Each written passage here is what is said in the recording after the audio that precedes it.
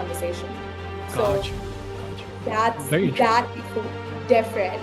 And that's actually like the promise of all of this, right? It's like really deeply human experiences in a way that we've not had before in our lives, like that are like, you know, I'm just like endlessly excited about this like time and era that we find ourselves in, and like and I do think the future is going to be written by the people who are building in this space, because you can either build it to make us more human and more connected, or you can be on the other end and be like, forget all this, I'm going to build an AI girlfriend, you know, like don't even bother to meet people in real life, like here's like a sex bot, you know. Oh my And then God. people who are going to build different things, right? Yeah. I have a lot of respect for the original like ideas behind why Replica was built. Right. What its now uses is very different, Right. very, very. But I have a lot of respect for where it started from, which was like actually like revealed to all of us that like, yeah, like people are lonely and people are down to talk to an AI agent, and like you can either make them dependent on that agent, or you can make them use that agent to like benefit connection. And that's what got me really excited. You know, it's like, okay, we get to decide how we want to build in this space. And Chad and I are both like, you know, when we like founded like our like holding companies called Unusual Circumstances, and our like manifesto is like, we make technology that connects us and makes us better humans. And that's what we really, really believe in, right?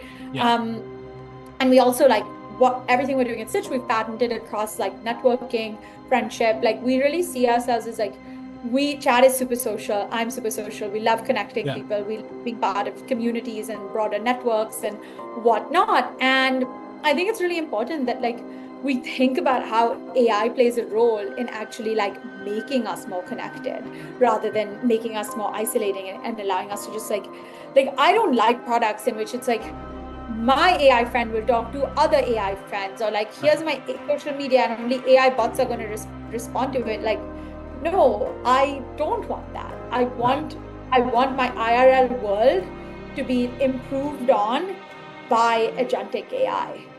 100%. And that's where the world is headed anyway, right? Because like my family moved from India and they have the whole like matchmaking concept. They were arranged married and stuff. But when it comes to like, okay, I'm getting 27, my sister is 18, what is the mechanism for them to find us a match? There is none. It's on a digital platform. People are gravitating from Facebook to Instagram. So the path forward is being built in a way by people like you and the apps that you guys are building. And I feel like Unusual Circumstances can probably help in event management. It can help in realms other than dating as well, networking, career coaching, you know. So just it's friendship, like friendship to me is like an interesting one. Also, just connecting like-minded people. Like, I think you can look at like technology is not inherently bad or good.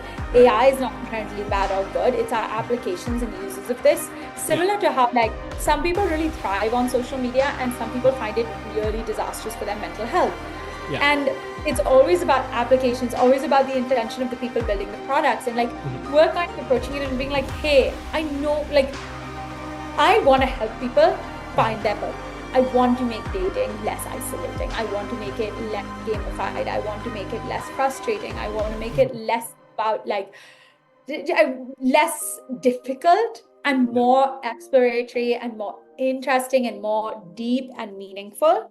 And like that's what we're going towards. Like that's like really like my North Star. Like do you like, even if it's you go on a date and it's not your person, did you leave like, I'm glad I was here? Right. Or I'm glad I know myself better and my preferences better through this app experience, you know, so that can definitely drive a lot of value. One question I had. So I have a mentor. His name is Sahil Bloom. I don't know if you know him. He's this huge influencer guy. He attacked, I love books. So he self-published a book recently. It's called 5 Types of Wealth. And there's some people who are disruptors where he came in, he had 20K subscribers on YouTube. I have a lot more than that, but I saw how he went from 0 to 1 so fast, where he had the book, he had the social media presence, he put an ad on Times Square. Next thing I know, he's on like some of the biggest podcasts. He's taken this book and it's become a New York Times bestseller. I see a similar pattern with you and Sitch, because the enormous amount of drive you have, and you have very strong technical co-founder, Sitch, already with your Instagram following, I see that it's on the cusp. So as an entrepreneur, what takes a product from 0 to 1 and beyond? And how do you do that in our digital changing world today? Like how have you gotten Sitch to the point where like I see it everywhere now on Reels? Is that your own understanding or instinct of Instagram? Is it something Stanford taught you? Is it something you picked up? Like, yeah. I actually think like part of the answer is like virality can be really fleeting. Right. So I actually would, like if I were giving advice to someone, it would be like, don't focus on the viral moments. The viral moments will come. Like what you're not seeing is like, this has been like a 2.5 year slog. Like I built a company, I cut it down. I've been building this for like a while. Like, yes, people are now seeing stuff for the last like month, 2 months, but that's on the backs of like years of like effort, right? And it's, you make incremental progress every day and like virality will come. I think people who are hacking virality, like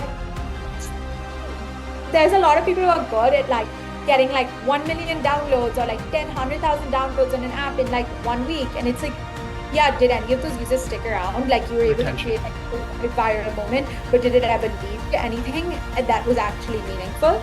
And what you can do, what you really should be doing is not focusing on like early numbers, like press, social media views and likes and all of that. I still firmly believe you build a product that people want and they will come. Like you will slowly and steadily build something. I wish that I was sitting here being like, hey, I have 100,000 users already. I don't.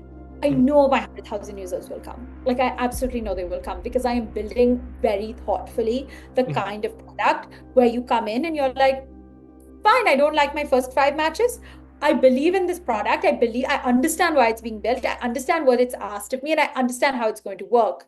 Right. And that's actually like being thoughtful and being really driven about like, why are you building this, right? You're not building this to get like I don't want to be like, it's like, I don't care about like getting an article in XYZ place or like a billboard in Times Square.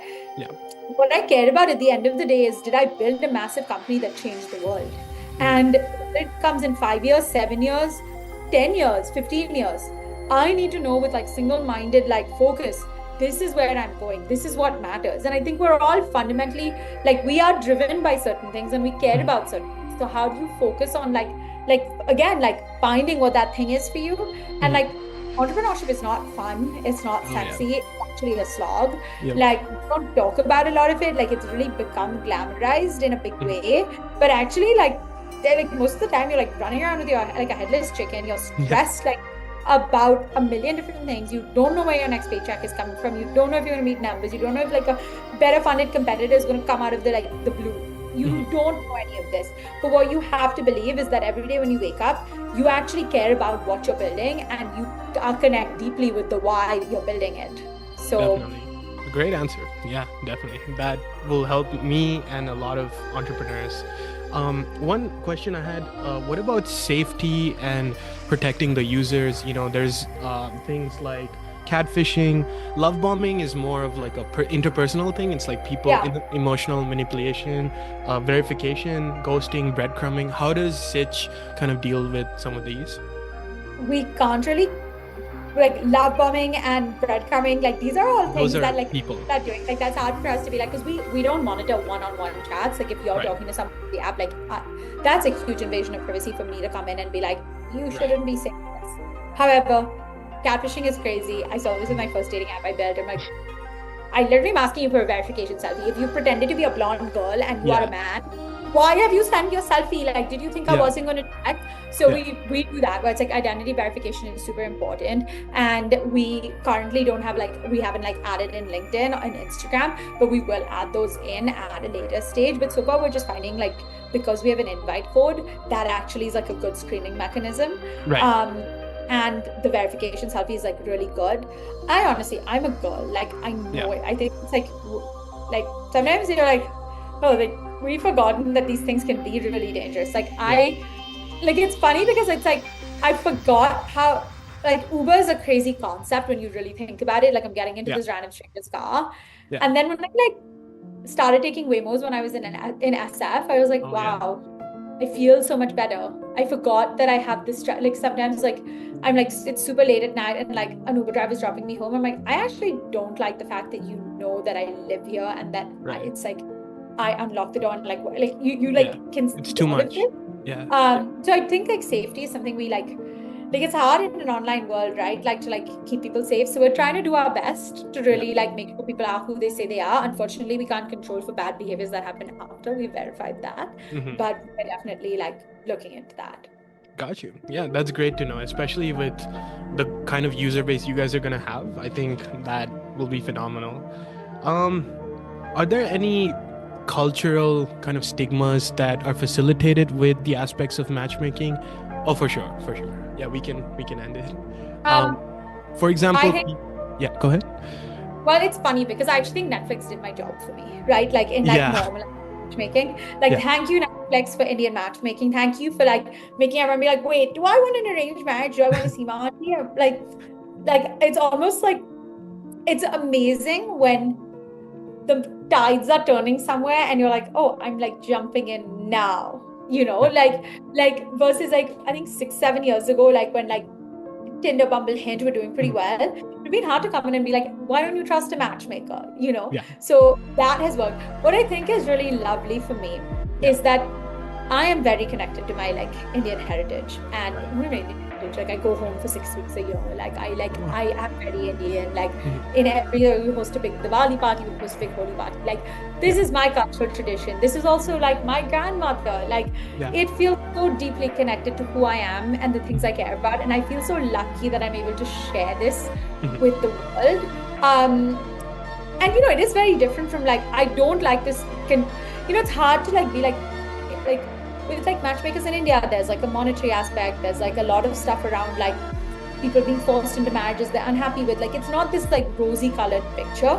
So I don't want to suddenly be like, oh, like matchmaking in India is perfect and like all of that. But there is a sense of like, hey, can you trust the people in your life or can you trust other people to help you make this decision? And I love that I'm able to share that. And I love that like, you know, I get to bring a little part of my like family background. I think that's actually like maybe the thing that like it's very special to me.